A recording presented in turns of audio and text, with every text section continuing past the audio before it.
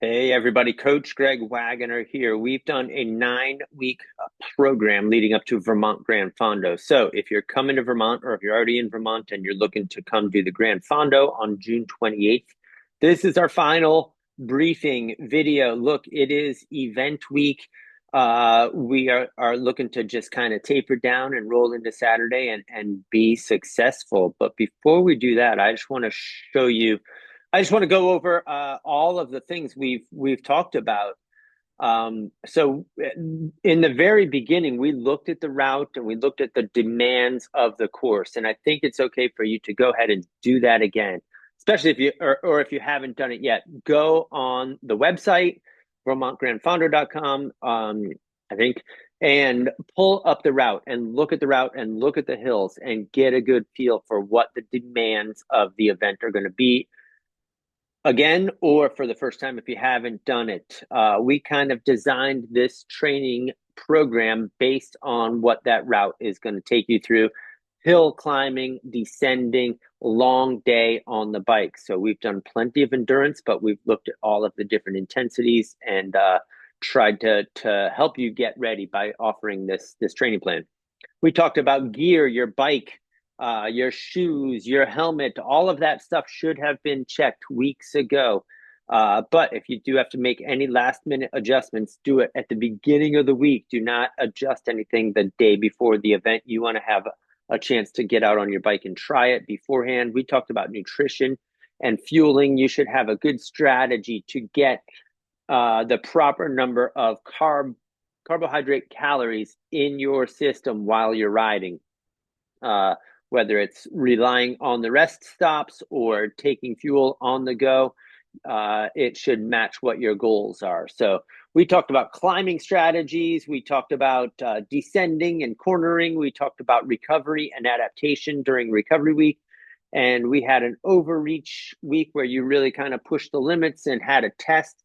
You should have learned a lot about yourself over the last 8 weeks and come away with what your strengths and limiters are. Maybe you're strong at climbing with a higher cadence, but once your cadence goes below 70, that's going to be a weak spot. Or you might feel more comfortable going at the lower cadence. You might really, I'm hoping you've come away with some specific strengths and maybe some limiters for yourself after going through the training and able to apply it to event day. We'll talk about that in a second, but let's take a look at the what I think you should do. Here, give me a second. Let's get this Training Peaks plan. So I've showed the Training Peaks calendar just about every week, and if you see, we've tapered down. We had the big 14-hour week, if you're following right along, where you did 5 hours and 4 hours. And then you have just completed 2.5 hours with sweet spot at the end. This was specific to put the strain at the end of 2 hours. And then maybe 3 hours, but tapering down to 10 hours ish. You can see I only have 3 hours and 45 minutes scheduled, but not afraid of some intensity. So an hour and 15-minute ride with three-minute intervals with 4 minutes in between should not be enough to cause any fatigue at this point. Should just be waking the energy systems up or keeping them awake. Should be feeling strong at this point. And then the next day, just some tempo surges.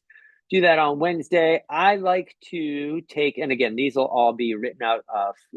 Pick up the blog that is posted with this video.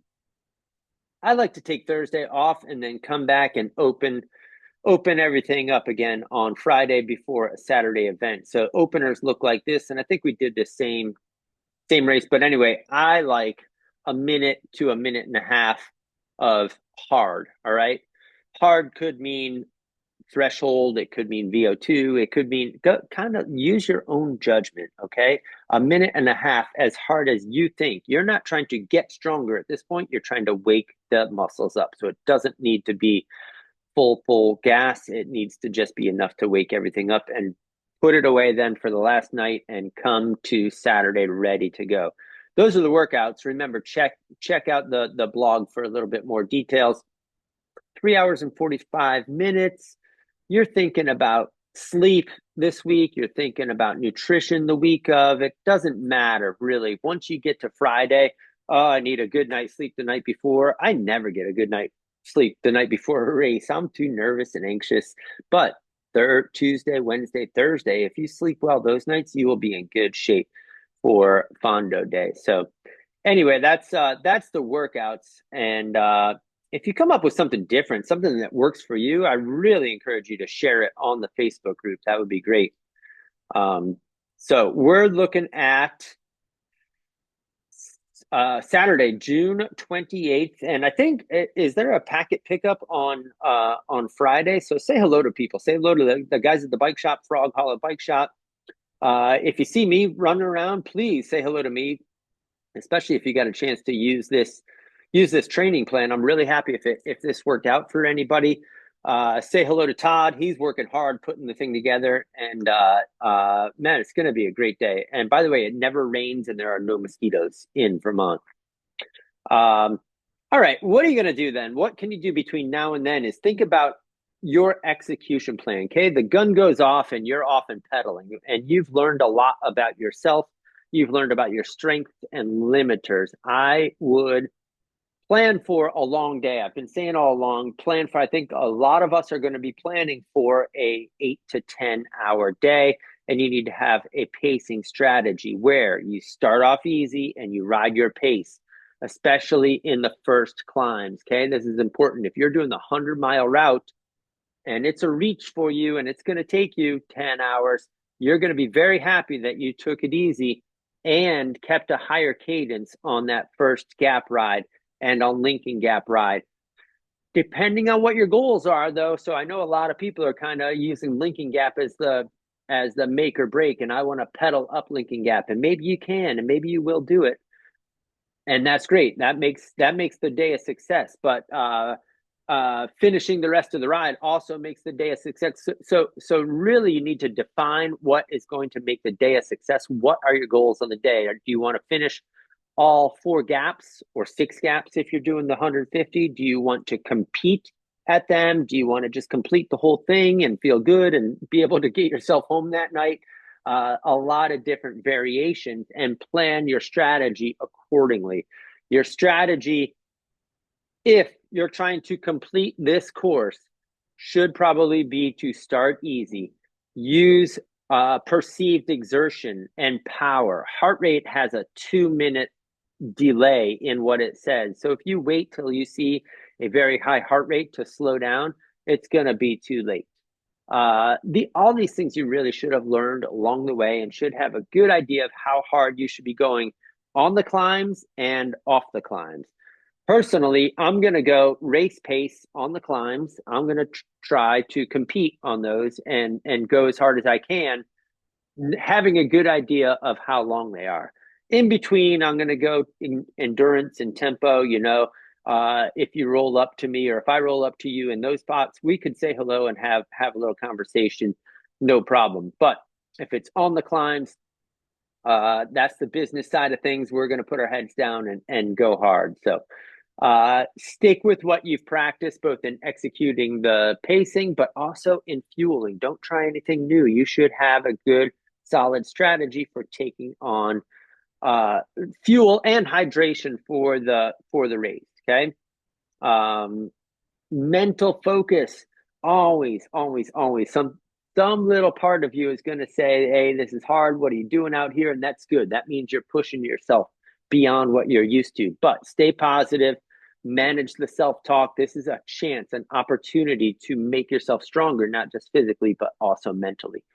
And remember, it's a long day. Can't say that enough. It's going to be a long, fun day, but there will be highs and lows. There will be ups and downs. Things are going to happen. It never just goes perfectly. It's not a trainer ride where you can control everything. You can't control the other riders. You can't control the weather. You really have to go out, and that's what we do. We go out and experience the unknown. We contend with Mother Nature. We contend with the other riders. And we see how we place. And man, there's afterwards, if you've done it and you've done it successfully, there's no better feeling in the world, that feeling of accomplishment.